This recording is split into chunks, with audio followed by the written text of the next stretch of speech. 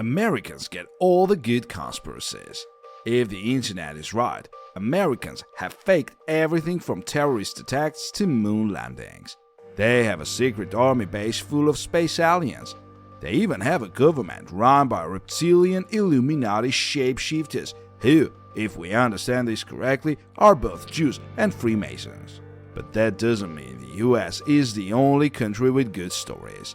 People around the world are convinced that their leaders are conspiring in the shadows. They might not have America's military-industrial complex, but they have their own conspiracies drawn from their unique problems. So today, we're going to tell you conspiracy theories from countries other than the US. But first, like this video and subscribe to our channel. Also, don't forget to write in the comments what conspiracy theories do you know from your country. This is Smart Stories channel. We tell stories that make you think. Justin Trudeau is Castro's secret love child, Canada. The current Canadian Prime Minister, Justin Trudeau, is a sort of Canadian royalty. His father was Pierre Trudeau, one of Canada's most influential prime ministers, and that little fact definitely helped him win the leadership of his country. But according to some people, Justin isn't Pierre's son at all. In fact, Justin's father isn't even Canadian. People on the internet have started pointing out that Justin Trudeau looks eerily similar to former Cuban dictator Fidel Castro. And that's kind of relevant, because his mother knew Castro. According to a biographer, Justin's mother, Margaret, was captivated by Fidel Castro, and Castro was interested in her. When he met Pierre Trudeau for dinner, Castro insisted that Margaret join them.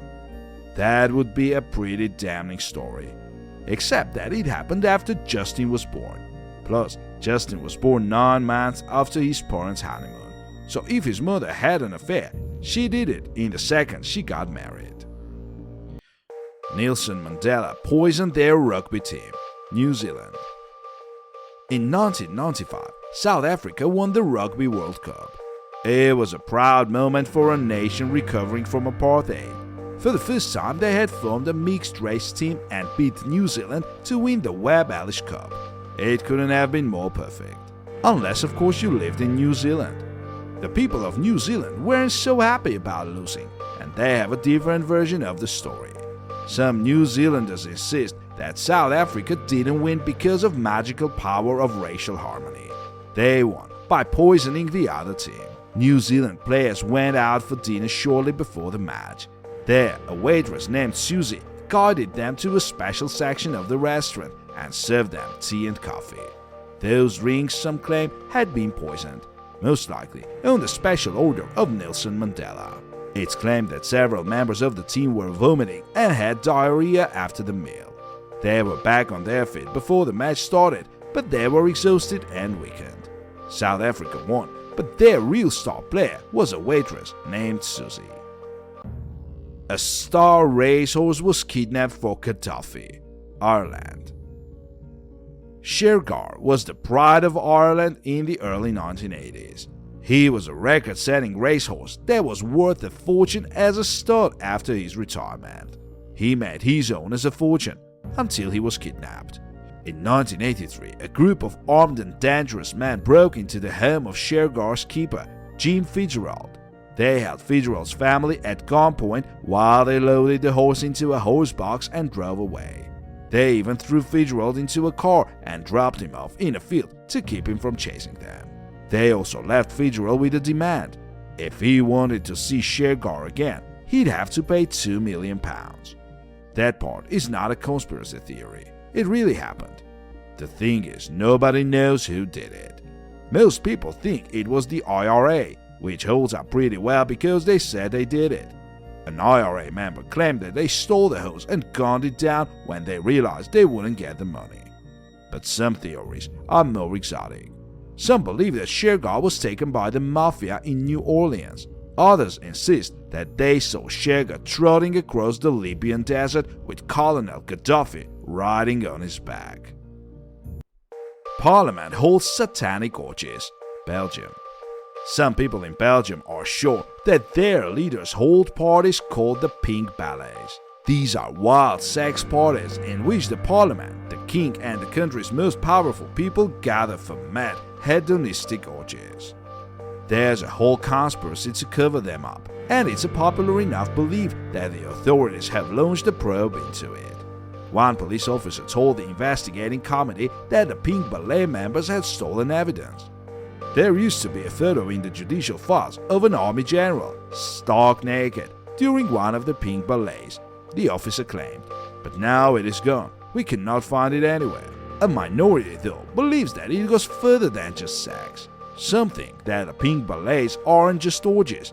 They are satanic child sex rituals that leave dead children in the sewers. One conspiracy theorist even claimed Belgian women may have been impregnated only for the purpose of producing children to be killed as ritual sacrifices during black masses. According to the conspiracy theory, 29 people were massacred in the mid-1980s just to cover up the Pink Ballets. This was done by the crazy Brabant killers, serial killers acting seemingly without motive. But they were secretly killing every witness to the child sex slave ring that had fed Parliament's hunger for orgies. Jewish families kidnapped Yemenite kids, Israel.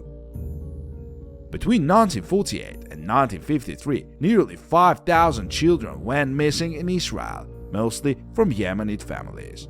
Some insist that the children were abducted under a secret, government-approved program to steal children from Yemenite parents. The kids were then handed over to Holocaust survivors who had lost their own children.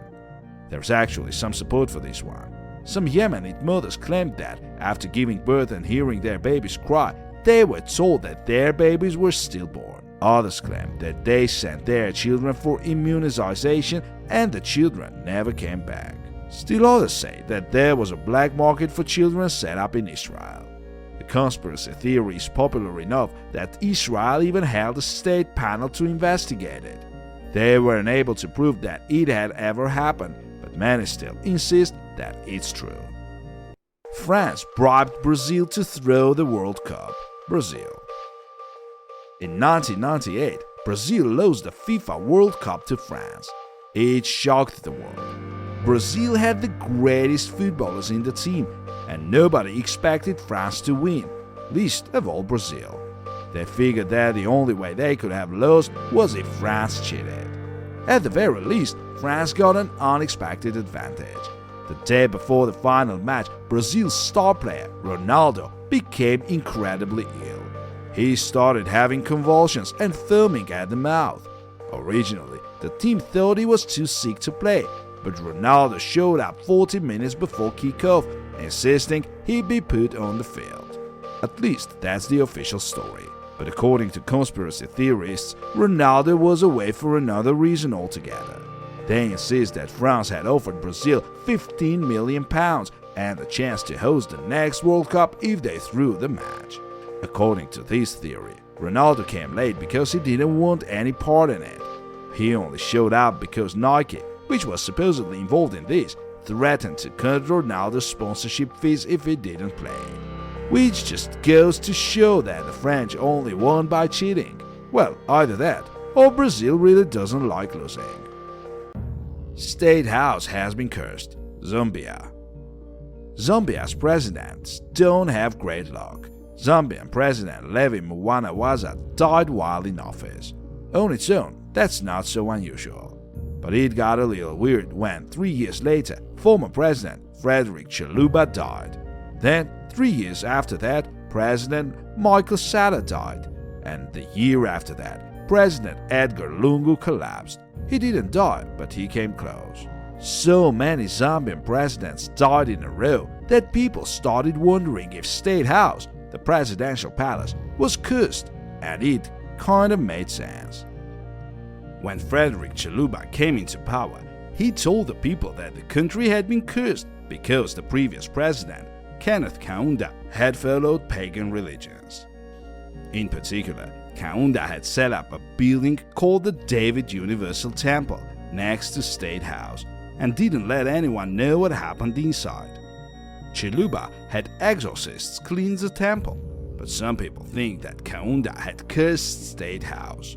Not long afterwards, Zambian presidents started dropping like flies.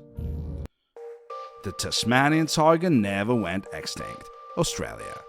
The Tasmanian tiger has been extinct for 80 years, or at least that's what the man wants you to think.